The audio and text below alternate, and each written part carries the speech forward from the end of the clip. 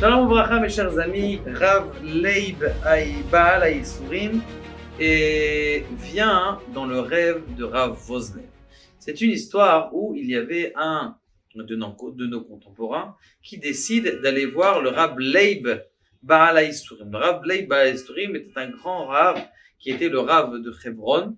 Et ce Rav-là, lorsqu'il est parti, eh bien, il a eu beaucoup d'histoires, mais il a dit que celui qui vient prier sur sa tombe, il fera au maximum pour l'aider. Cet homme-là avait un problème, c'est que sa fille n'arrivait pas à se marier, elle ne trouvait pas après de longue date. Et ce qui s'est passé, c'est que tout simplement, eh bien, il a décidé de partir pour aller prier là-bas.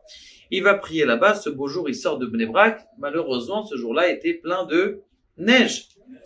Il était plein de neige et donc il s'en va quand même. Il devait partir avec sa femme. Sa femme elle a dit écoute, j'ai trop peur, je veux rester avec les enfants, on ne sait pas est-ce qu'on va rester coincé ou pas coincé. Puis il a décidé de prendre la route. Il prend la route et il va prier chez maintenant doucement puisqu'il roule il y a la neige qui tombe. Et maintenant il arrive au cimetière pour aller prier sur Rav Leib Baal HaYisurim et il voit que toutes les tombes elles sont recouvertes. Comment il va se savoir? Il connaît pas. Il essaye de chercher par-ci par-là. Aucune indication jusqu'à ce qu'il voit quelqu'un en plein milieu du cimetière en train de prier. Il se dit peut-être qu'ici il est en train de prier sur une tombe mystama que c'est lui. Donc il va là-bas, il dit c'est qui ce Rav là? Il lui dit c'est Rav Leib Baal HaYisurim. Il commence à faire son Teilim, il fait tout son Teilim du début jusqu'à la fin.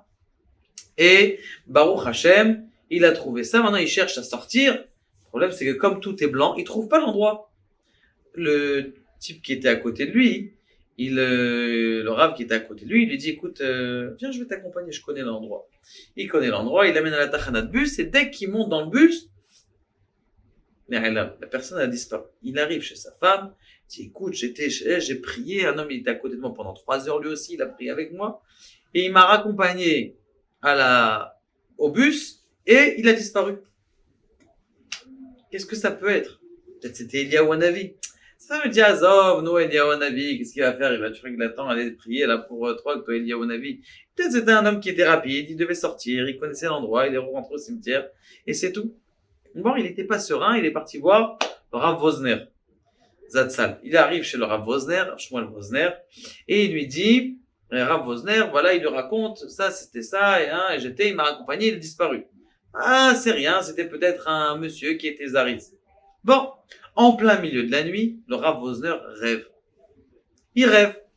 Maintenant, le lendemain matin, il se réveille, il fait appeler cet avrech-là. Il dit, écoute, le Rav Vosner, il t'appelle, il veut que tu viennes tout de suite.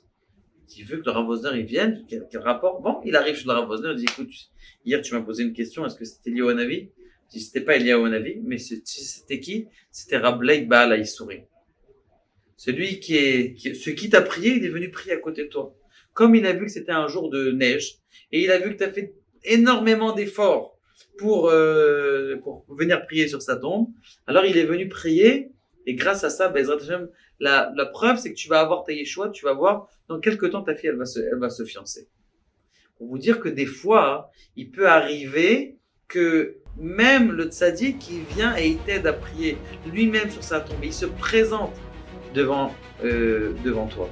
Kadosh Baruch Hu nous aide, Bezrat Hashem, à découvrir c'est quoi la grandeur des tzadikim qui viennent prier avec nous. Baruch Adonai le'olam amen.